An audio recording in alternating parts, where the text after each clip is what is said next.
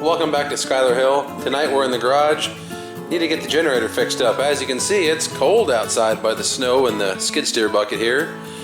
I haven't used this generator in probably going on 2 years now. It was winter of 2020, the last I used it, and it just shut off on me. We've got the heat ripping and a thermos full of coffee. Let's go ahead and figure out what's wrong with it, see if we can't get it going.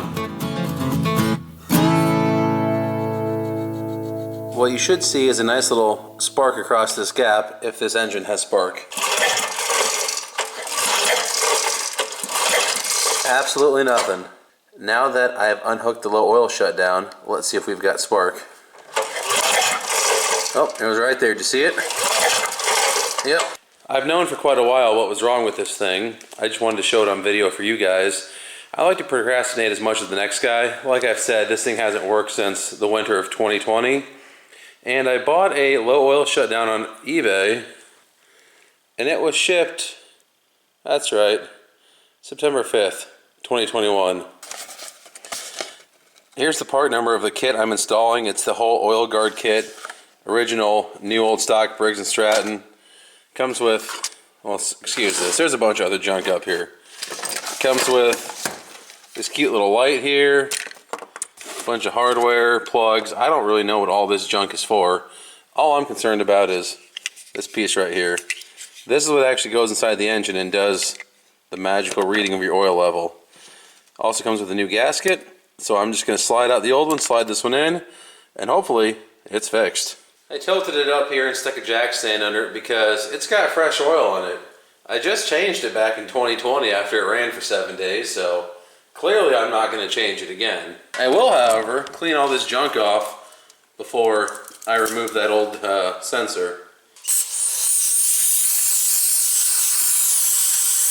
Alright, nice and clean. So a little bit of backstory on this. Like I said, it ran for 7 days straight back in 2020. That's the reason I am so set on changing this out and not just leaving it unplugged. We had that derecho come through Iowa back in 2020, and this ran 24 hours a day for 7 days straight while we didn't have power. The only time it shut off is when it ran out of gas when I was sleeping or at work. Came home and filled it up and fired it right back up. Yes, I could leave this wire disconnected and it would run. However, if it were to get low in oil, it's not going to last very long in that scenario. And if I need to run it 24/7 again, I'd like to be able to do that with a little bit of peace of mind that hopefully, if the oil level gets low, it's not gonna grenade. That's by far probably the most use it's had. We used it to weld a time or two. I think it was a Hobart Handler 165 or so. Not a massively huge welder by any means, but we did weld with it. See what I'm talking about? Look at that nice, clean oil dripping off there. Can't be wasting that. And here's a little tidbit.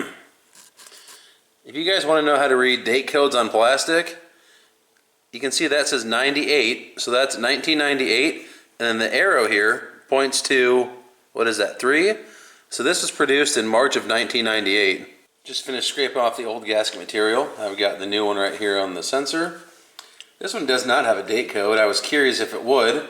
Since it's new old stock, I was just interested to see just how old that new old stock was. Get these little machine screws started in here. Just gonna kind of go back and forth, pull it down even.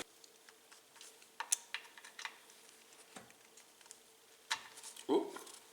That's how you know you're tight when you slip off. It's all buttoned up. Let's see if we've got spark. I moved the spark tester right here so you guys can see it better. Get a nice hot spark. Perfect. I'm gonna take it outside and see if it'll fire up.